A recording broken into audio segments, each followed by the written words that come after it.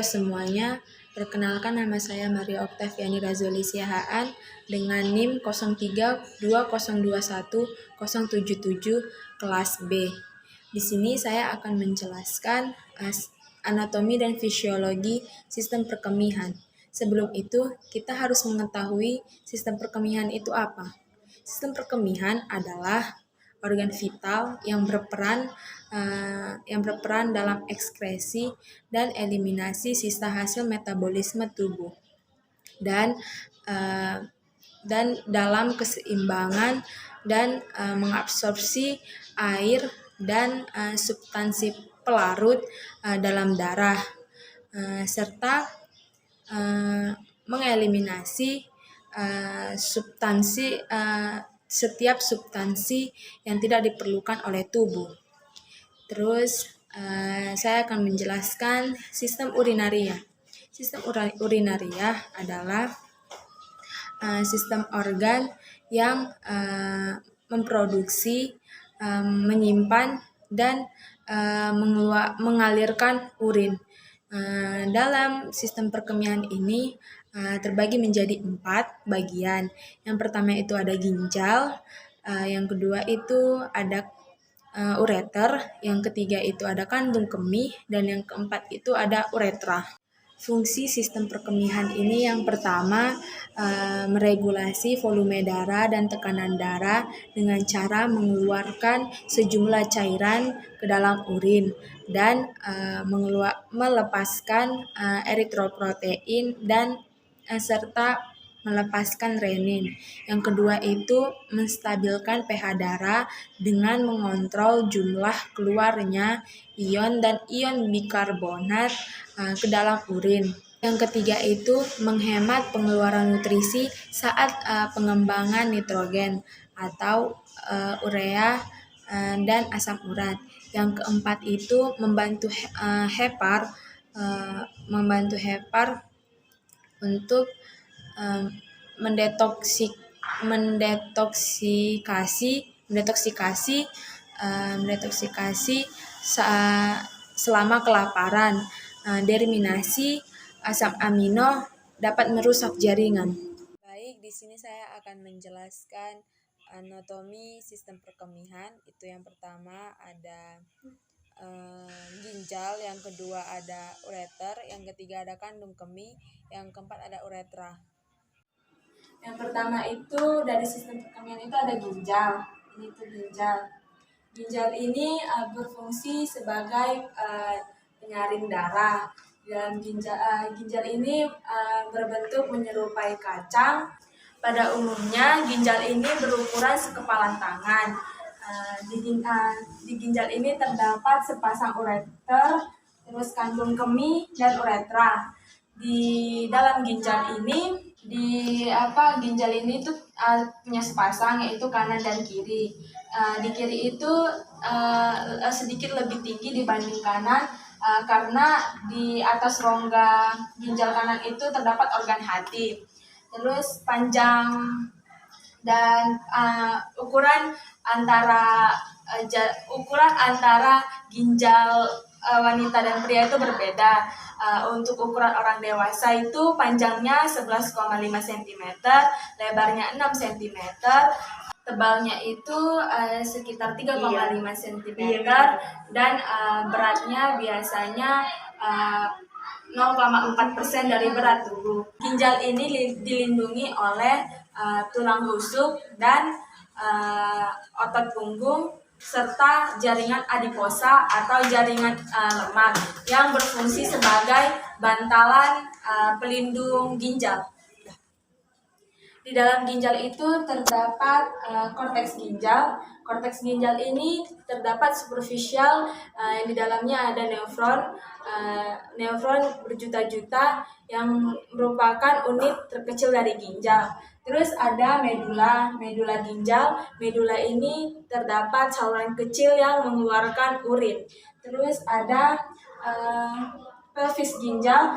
Pelvis ginjal ini berbentuk corong dan terletak di bagian paling dalam. Di pelvis ginjal ini berfungsi untuk sebagai jalur cairan sebelum masuk ke dalam kantung kemih. Ginjal ini itu mengatur darah, mengatur keseimbangan osmotik dan ion, mengatur keseimbangan asam dan basa, mengekskresi sisa metabolisme, terus memproduksi hormonal eritroprotein dan memproduksi hormonal yang mengontrol tekanan darah. Selanjutnya itu ada ureter. Ini ureter. Di ureter ini terletak di antara rongga perut dan pinggul. Di ureter ini dibagi menjadi dua. Yang pertama itu ureter pada abdomalis, berada di antara pelvis renal dan menyilang vas iliaca. Yang kedua itu ada ureter pars pelvica, terletak di persilangan vasa iliaca sampai masuk ke kandung kemih.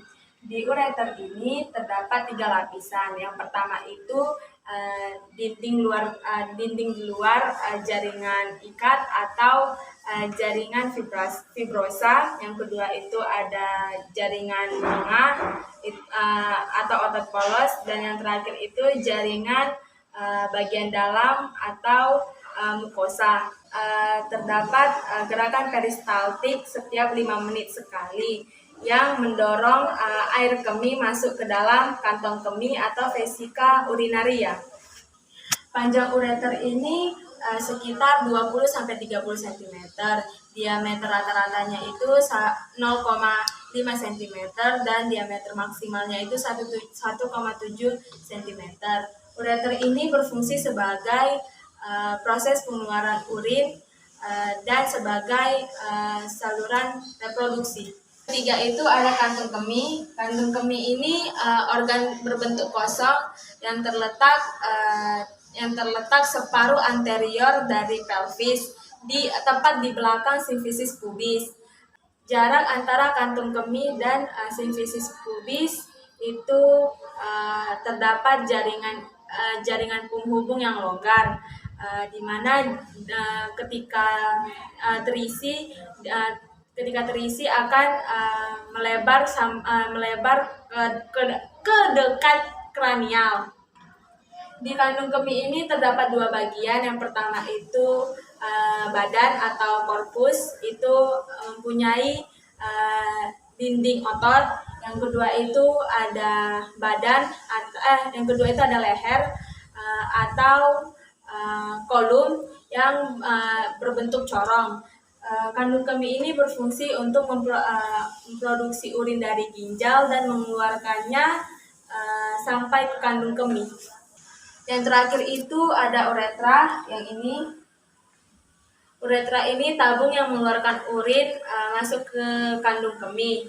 Di uretra ini terdapat 2 sphincter, yaitu sphincter eksterna yang terletak di antara anterior dan superior, yang di dalamnya ada otot polos, saraf simpatorik. Yang kedua itu ada sphincter interna. Itu terdapat otot bergaris yang diatur oleh saraf somatik. Terus panjang antara pria dan wanita uretra ini berbeda. Di wanita itu sekitar 2,5 sampai 4 cm dan pada pria itu sekitar 20 cm. Di dalam uretra ini dibagi menjadi 4. Yang pertama itu pars praprostatica, itu terletak kelenjar sebelum prostat. Yang kedua itu ada pars prostatica, itu terdapat prostat yang di dalamnya terdapat ruangan kecil dari muara vas deferens. Yang ketiga itu ada pars membranosa, ukurannya sekitar 1,5 cm dan di lateral terdapat kelenjar bulbotralis. Terus yang keempat itu ada pars spongiosa, itu ukurannya 1,5 cm dan terletak melalui corpus spongiosum penis. Baik, selanjutnya saya akan menjelaskan proses pembentukan urin. Ada 3 tahap proses pembentukan urin. Yang pertama itu ada filtrasi atau penyaringan, yang kedua itu ada reabsorpsi atau penyerapan kembali, dan yang ketiga itu ada augmentasi atau sekresi atau pengumpulan. Pertama itu ada filtrasi. Filtrasi ini proses pembentukan urin yang dibantu oleh ginjal. Setiap ginjal itu mempunyai 1 juta nefron. Pada waktu tertentu sekitar 20% darah akan melewati ginjal untuk disaring. Hal ini dilakukan untuk menghilangkan zat-zat sisa hasil metabolisme atau limbah. Proses penyaringan darah itu dimulai dari ginjal. Darah yang mengandung zat sisa metabolisme akan disaring karena dapat menjadi racun dalam tubuh. Tahapan ini terjadi di badan Malpighi. Terdapat glomerulus dan kapsul Bowman. Glomerulus ini bertugas sebagai penyaring air, garam, glukosa, asam amino, urea, dan lainnya agar dapat melewati kapsul Bowman. Hasilnya ini disebut sebagai urin primer. Kedua itu ada reabsorpsi. Proses ini terjadi di tubulus proximal nefron, tubulus distal, dan tubulus pengumpul. Air, glukosa, asam amino, natrium, dan nutrisi akan diserap oleh aliran darah di kapiler yang mengelilingi tubulus. Air bergerak melalui proses osmosis, yang dimana pergerakan ini dari area berkonsentrasi tinggi ke area berkonsentrasi rendah.